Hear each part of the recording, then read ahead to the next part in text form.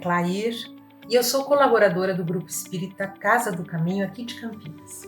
E me foi pedido para conversar com vocês sobre o capítulo 5º da parte 2 do livro dos Médiuns, que trata das manifestações físicas espontâneas.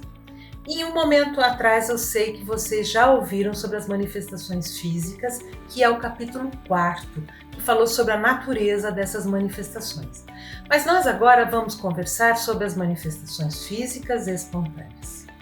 Manifestações físicas nós sabemos que são os ruídos, as pancadas, os móveis que andam sozinhos, as portas que abrem e fecham sem ter vento, né? As vozes que a gente acaba ouvindo longe, queda de louça, enfim. E também o fenômeno de transporte. Mas agora nós vamos conversar sobre essas manifestações quando elas ocorrem de maneira espontânea. E o que quer dizer isso? Elas ocorrem de uma forma que não há atuação humana, não há atuação de encarnado para que ela ocorra. Além de não haver atuação, muitas vezes até se gostaria que elas não ocorressem, porque quando elas ocorrem e a pessoa não está esperando, realmente as pessoas acabam ficando assustadas e um pouco apreensivas. As pancadas e os ruídos, elas têm um som diferente dos outros sons. Sabe aquele som do vento, do assovio do vento, ou então da madeira que dá aquela estralada, né? Tec-tec. Elas se diferenciam desse tipo de som porque as pancadas elas ocorrem, por exemplo, na parede da frente e na parede lateral, quando você nem está esperando. Mas existe uma característica que é a principal. Como as pancadas são provocadas por uma inteligência, elas respondem. Então, quem está observando o ruído pode questionar para que ela responda. E por que ela responde? Porque, na verdade, o objetivo dessas pancadas, desses ruídos, desses sons, é chamar a atenção. É fazer com que aquele espírito seja percebido.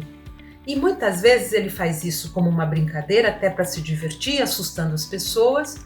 E muitas vezes ele faz para passar uma mensagem, para dar alguma comunicação importante. De qualquer maneira, é importante a gente lembrar que esses movimentos nunca ocorrem sem a autorização da espiritualidade superior, porque eles são uma forma de aprendizado para nós e para o próprio espírito. Existem os outros tipos de manifestação física, que são aquelas dos móveis que se movimentam, o talher que anda, né? Os objetos que andam, que voam, vão para um lado e para o outro.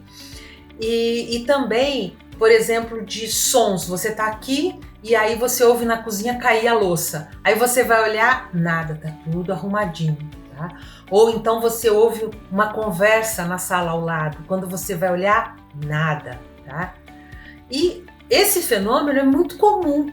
Agora, dá pra gente entender por que as pessoas não contam, geralmente quando ocorre, não é? Muita gente já foi internada e taxada de louca por conta disso.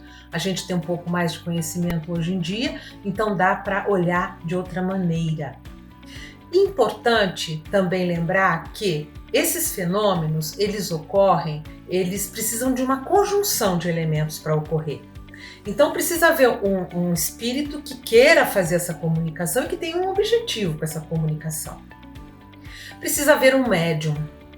O médium é encarnado, alguém encarnado que está no corpo físico e que vai servir de intermediário de ligação entre o espiritual e o mundo material, para que esse efeito ocorra. E ele pode ou não estar consciente que é um médium de efeito físico. E aí ele é chamado de médium natural. E também precisa haver a autorização da espiritualidade. Agora, uma coisa muito importante da gente colocar é que, seja qual for a intenção, ou para se divertir, ou para passar uma mensagem, esse espírito está num estágio de evolução ainda muito simples. Então, o que ele, na verdade, precisa é de respeito e de auxílio. Então, ele precisa de auxílio para que ele possa se desenvolver e voltar para o seu caminho evolutivo. E esse é um dos motivos que a espiritualidade permite que ele se comunique. Também nesse capítulo é tratado o fenômeno de transporte, que é um fenômeno onde se trazem objetos de outro lugar.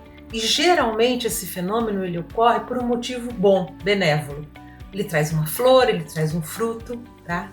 E a relação, nesse caso, do espírito com o aparelho mediúnico do médium tem que ter muita sintonia, porque se não tiver essa sintonia, o fenômeno de transporte não ocorre. Vou fazer uma sugestão para que vocês leiam o capítulo 5º, porque ele tem muito mais coisa além do que esse tempo que nós temos agora permite, e ele tem muitas narrativas interessantes. Então o convite é para que vocês leiam esse capítulo. Então eu agradeço a sua atenção e fique bem e até um próximo momento. Obrigada.